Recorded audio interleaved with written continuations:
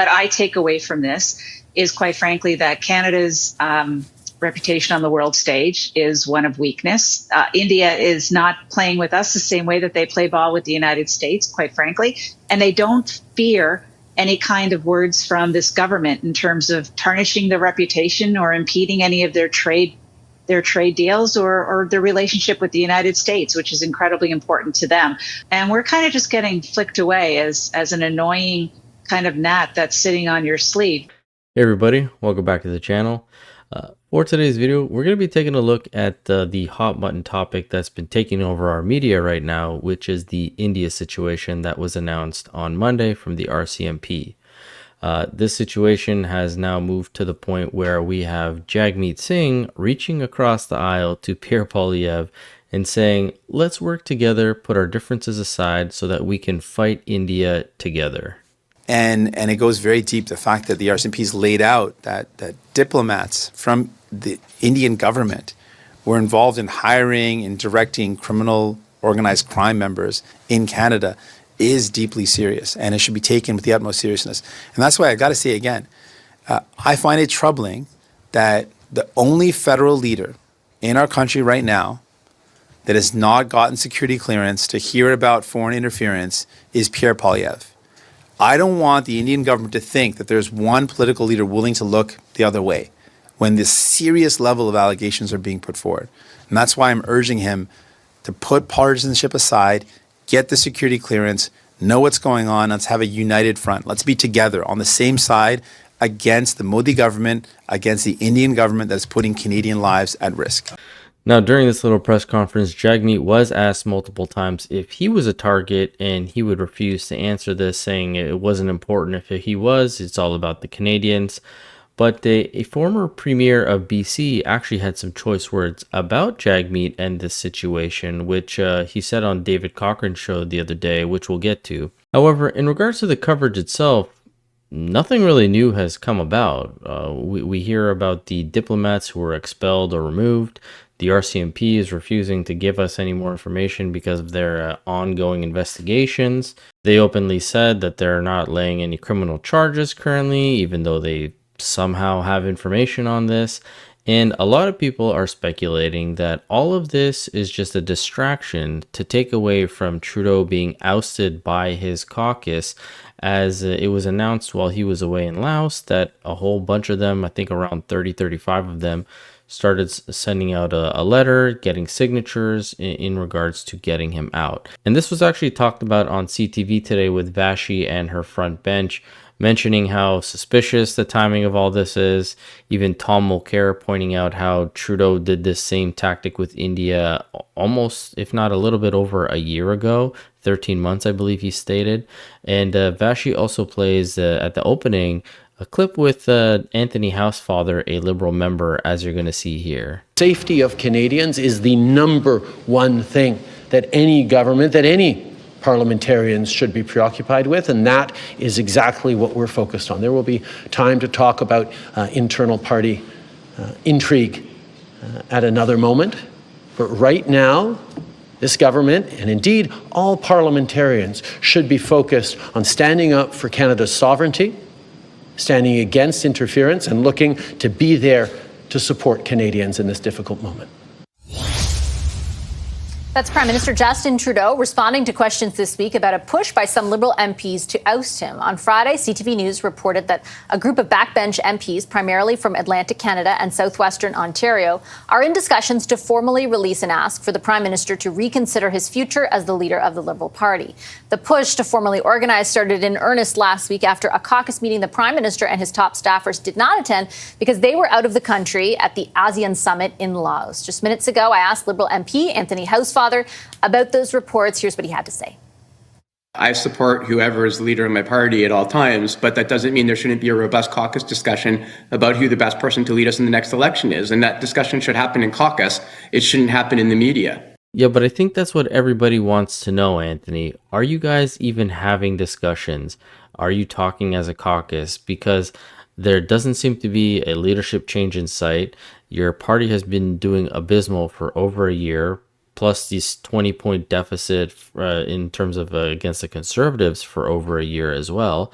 nothing seems to be changing. And now you have some backbenchers making a little bit of noise, which Lisa actually gives some good insight, saying that these guys are most likely just doing this to save their ass for the upcoming election.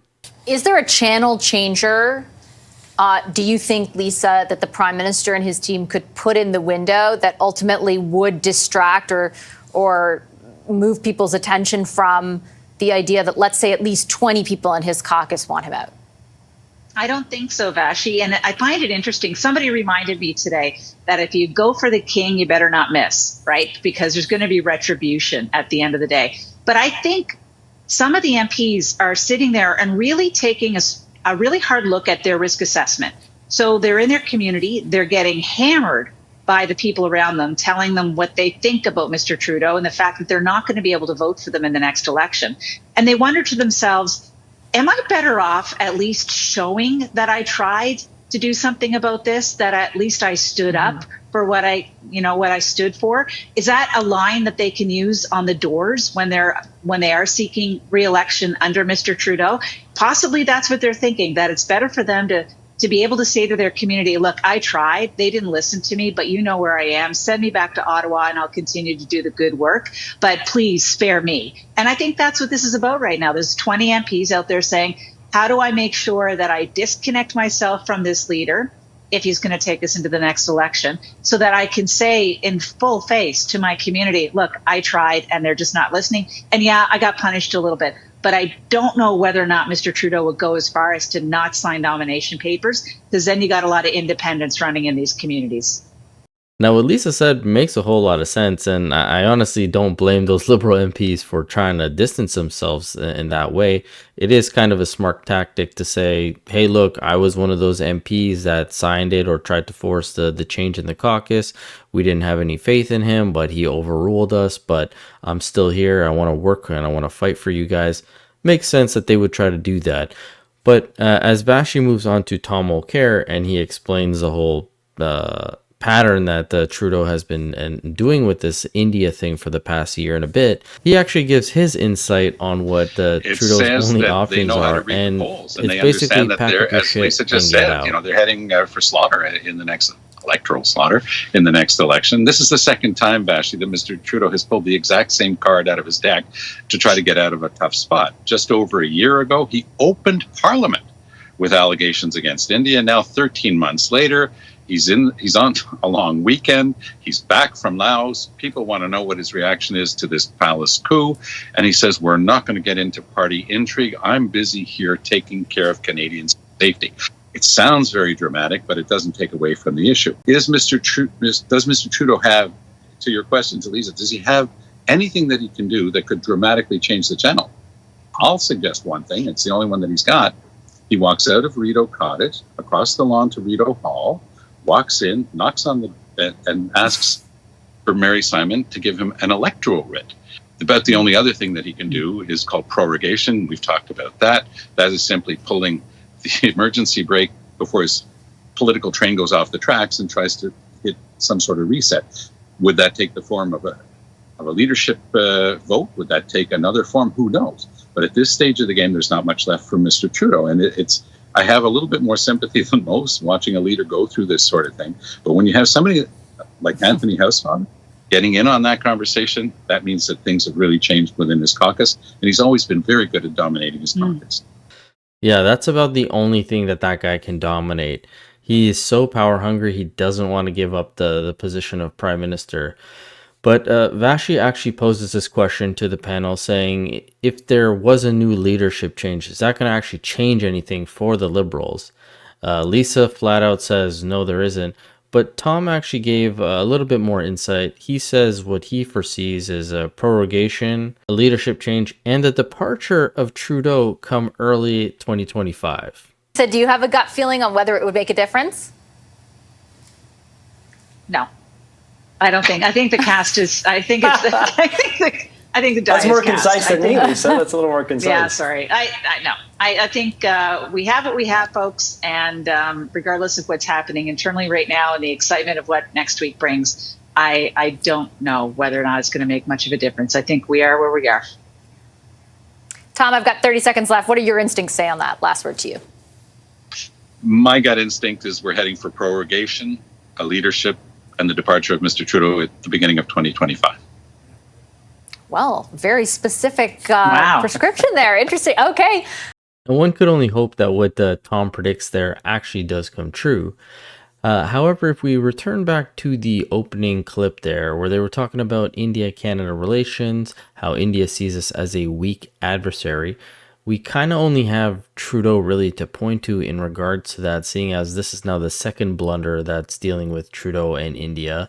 And our RCMP is not doing much, as I mentioned earlier, in regards to laying down criminal charges at the moment. However, earlier in the program, Vashi had posed this question to the panel, and Robert was talking about how this could potentially affect Canada as our current demographic is broken down in this particular way. Rob, I'll start with you. This is such a unique situation in that we would normally be talking about expelling allies when it comes to our clear adversaries like Iran or Russia or China, for example. Even this is a country that strategically the U.S. and other allies are trying to grow their relationship with. Yeah, I mean, India is one of our largest trading partners. We want it to be an even greater trading partner. It's the world's largest democracy. And it's also politically very important to Prime Minister Trudeau, to Pierre Poilievre, to Jagmeet Singh. 1 in 25 Canadians is of Indian heritage, and 1 in 50 Canadians is of Sikh heritage. So I think it's very interesting, the diaspora politics at play here. Now, I personally knew that we had a large Indian and Sikh population in Canada. However, I wasn't aware that the ratio was that tight, 1 in 20 and 1 in 50.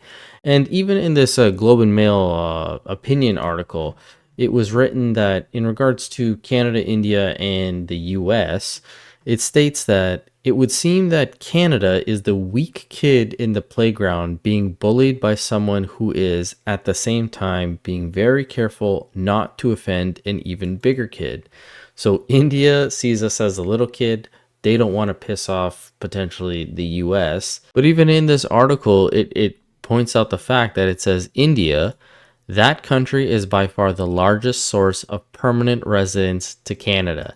And as I mentioned, this is something that Lisa kind of breaks down a little bit in terms of travel, visas. Just take a listen. Lisa, your thoughts on where things go from here, and then maybe I'll get both you and Brian to weigh in on the timing of it. Where the chickens come home to roost is here.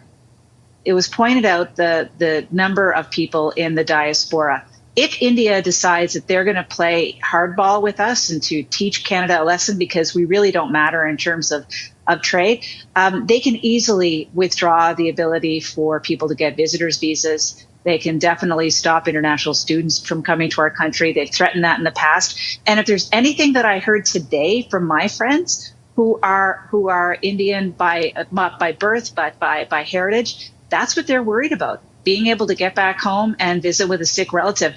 It's not about sanctions. It's not about trade. It is about the lentils, of course, but it is about these family connections that can be taken away from Canadian voters very quickly as a result of the way in which the government is dealing with this in a very public manner.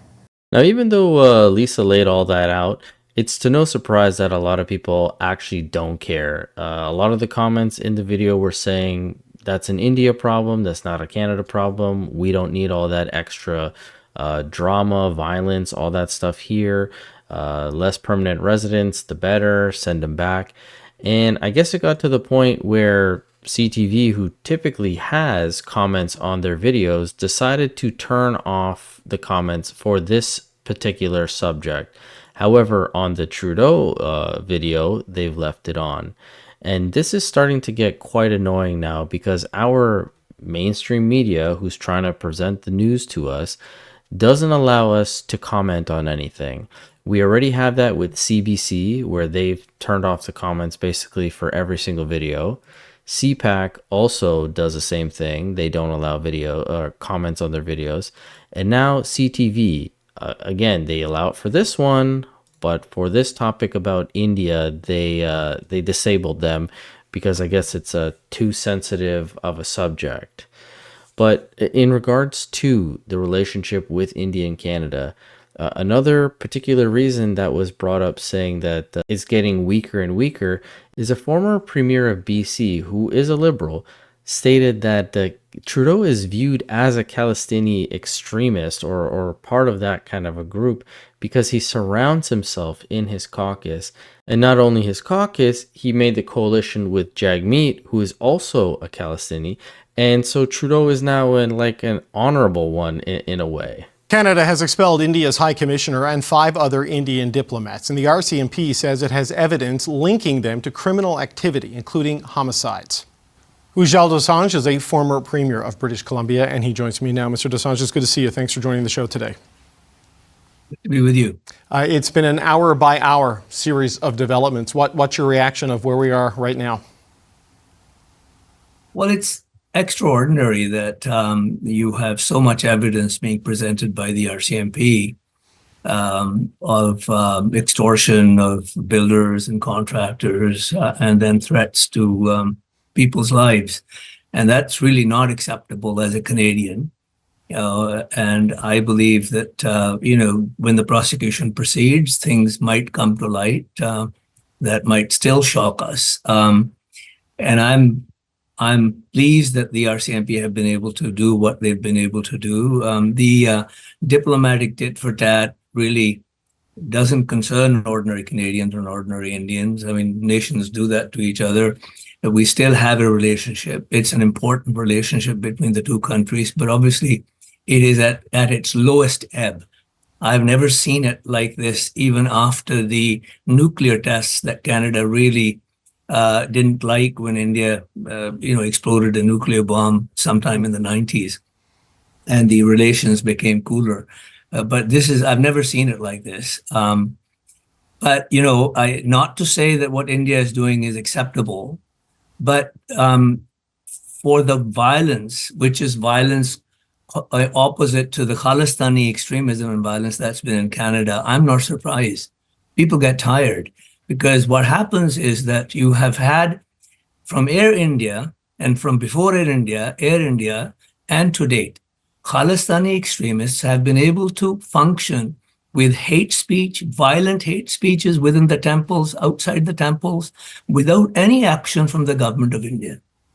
The government of India or the government of Canada, sir? You say government of India. The government of Canada. Right. Yeah, government of Canada.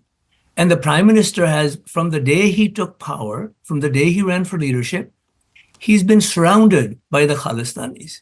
They've been in his cabinet. They've been in his inner circle. He now has an alliance with Mr. Jagmeet Singh, who is a Khalistani himself. I'm not suggesting he's violent, but many Khalistanis have perpetrated violence on the community for a long time, including Air India. Not much has been done. Canada has failed. I was going to say, help me understand, Mr. Dosanjh, what is it Canada isn't doing that the United Kingdom, the United States, Australia are doing? Because we've seen similar incidents of transnational repression in those countries, including a murder for hire plot in the United States last year as well. What is it those countries are doing that Canada isn't doing? You have, in Australia or in the United States, you haven't seen the kind of violence and extremism that you've seen in Canada. Way from 1980s and from 1984 onwards. We have never tried to understand this situation. This situation involved brown people killing each other. And the politicians, by and large, didn't give a damn. Trudeau definitely didn't give a damn. Trudeau is surrounded by the Khalistanis. He's considered a Khalistani. And that's not to say that he is, but you're known by your friends. Oh boy, David was not expecting him to say everything that he said there. Throughout the whole interview, you kind of hear him muttering things under his breath. But as that last statement is, it's kind of who you surround yourself with, right? And Trudeau seems to surround himself with quite corrupt individuals. But as always, this is just my opinion. I'd love to hear from you guys. If you could, I would really appreciate it if you guys hit the subscribe button. It does help the channel out a lot. And as always, I will catch you guys on the next one. Thanks so much.